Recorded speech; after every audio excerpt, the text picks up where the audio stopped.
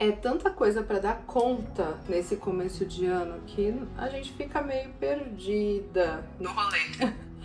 Bem-vindas, bem-vindos, PhDs, professores e professoras humanas em desenvolvimento. Eu sou Yuma Kelly, mãe de 13 professora, e hoje nós vamos falar sobre o que a gente precisa priorizar nas primeiras semanas de retorno às aulas. Eu sei que esse período é cheio de desafios, especialmente quando a gente tenta conciliar todos os pratinhos ali. Às vezes você tem acúmulo com outros cargos, outras redes, trabalha em mais de uma escola, tem a adaptação das crianças, o planejamento das propostas, toda a organização da documentação pedagógica. Ufa, calma, que a gente vai conversar aqui sobre estratégias de como facilitar todo esse processo e te ajudar a começar o ano de uma forma mais organizada, com o pé direito de verdade. Primeiro ponto que a gente tem que se preocupar aqui é com o percurso de acolhimento e adaptação antes de qualquer coisa. A gente precisa lembrar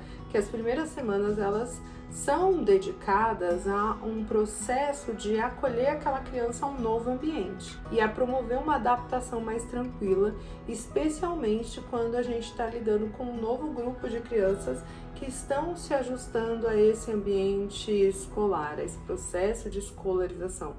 Então, nos primeiros dias, o nosso foco é conhecer essas crianças, permitir que elas se sintam mais seguras nesse ambiente, promover propostas de acolhimento que podem incluir rodas de conversa, propostas sensoriais para elas tatearem o ambiente e outras práticas que possam promover a integração entre os pares, sem pressa para mergulhar ali naquelas propostas curriculares, burocráticas. Por mais que a gente tenha muito conteúdo para cumprir, é importante lembrar que a base para um bom ano letivo, ela começa com um vínculo que você estabelece, constrói com essa criança no começo. E esse vínculo ele não acontece do nada e nem da noite para o dia. Então a gente precisa dedicar tempo e planejamento para que essa conexão aconteça. Segundo, a gente precisa fazer uma sondagem, um mapeamento da sala. Então, uma das primeiras ações que a gente realiza nos primeiros dias é uma sondagem. Isso pode ser feito por meio de uma proposta simples, como um desenho, ou uma dinâmica em grupo, ou até conversas individuais que você registre no seu diário de bordo. Então, o objetivo é mapear o nível de desenvolvimento dessas crianças, não quantificando nem qualificando, mas entendendo os seus interesses, necessidades emocionais, cognitivas. Essa sondagem ela vai te dar um reconhecimento de território que é fundamental para você identificar quais são os pontos fortes e os pontos a serem desenvolvidos de cada um desses pequenos. Então, com isso você pode planejar as propostas de forma muito mais assertiva, ajustando o seu planejamento de acordo com aquilo que você perceber da sua turma, das suas crianças. Então, esse mapeamento, ele vai te ajudar a identificar possíveis adaptações que vão se fazer necessárias na sua própria prática pedagógica. Outro ponto: organização dos processos, do espaço e o planejamento pedagógico. Organizar o espaço e os seus processos logo nas primeiras semanas vai ser essencial para o resto do ano. Se você não fizer uma organização e o planejamento das propostas, o planejamento inicial, criando uma estrutura robusta, você vai se perder. Então, fazer isso vai garantir que você consiga organizar o espaço, o tempo, os materiais, as relações, suas intenções. E aí, nessas primeiras semanas, você já vai começar a estabelecer uma rotina em torno das suas práticas, dos seus registros.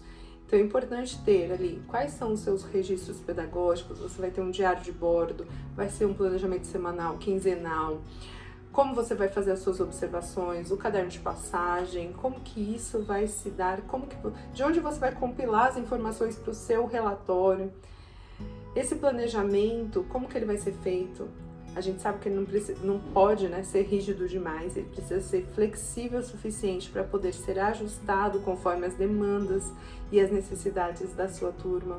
E aí já entra o quarto ponto, o processo de documentação pedagógica e a entrega dos documentos obrigatórios. Você precisa listar isso. Nos primeiros dias, você já vai se deparar com uma avalanche de documentação pedagógica relacionada a planejamento, de relatórios que estão relacionados à avaliação, portfólio. Então, tudo isso já aparece como demanda no começo do ano e a gente precisa pensar em como organizar tudo isso de forma antecipada, sem deixar que os relatórios batam a sua porta na última hora.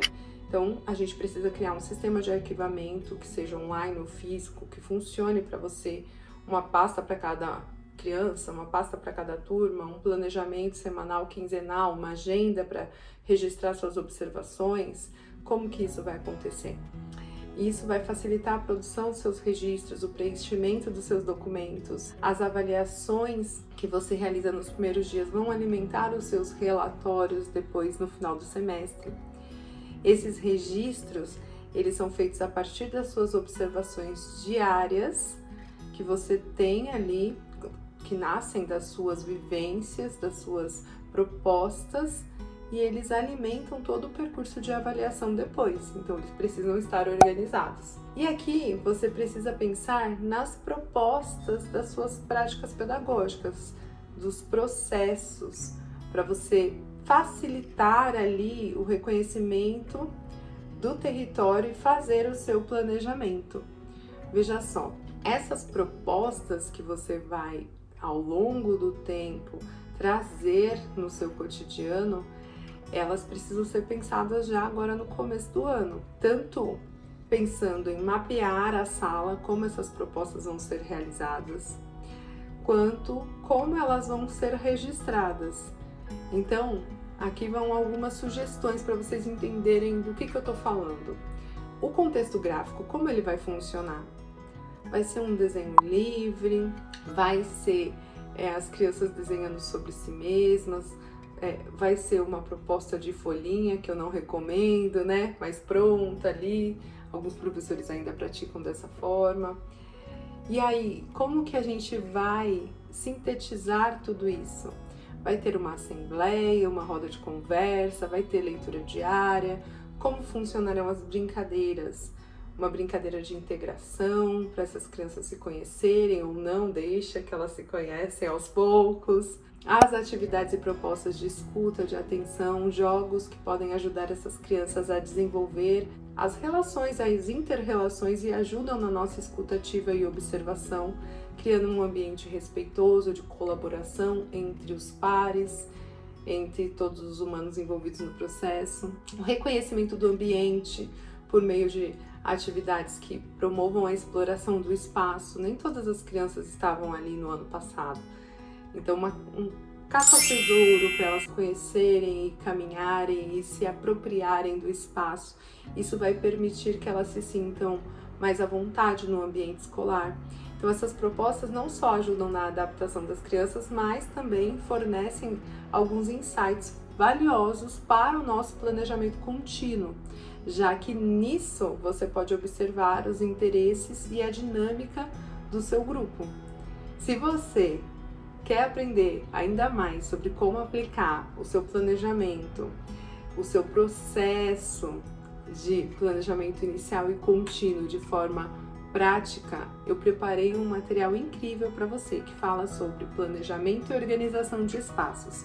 É o Manual do Planejamento Pedagógico. Com esse manual você vai aprender a planejar de forma mais ágil, assertiva e autoral. Além do material físico ali, né, que você pode imprimir, o Manual do Planejamento Pedagógico, você ganha também nessa formação um caderno de orientações com exemplos de planejamento para todas as etapas da educação infantil até o ensino fundamental e ainda participa de aulas que aconteceram ao vivo e estão na plataforma gravadas para você. Não perca tempo, clica no link que vai estar na descrição desse vídeo para você garantir o seu acesso logo no começo do ano e organizar a sua vida pedagógica, não se perder em 2025. Essas são algumas estratégias para facilitar o seu retorno, garantir um início de ano mais organizado, mais tranquilo, tanto para você quanto para suas crianças. E se você gostou desse conteúdo, você pode curtir, comentar e compartilhar para ajudar a outras pessoas a acessarem também as dicas que foram dadas aqui. Te espero no próximo vídeo.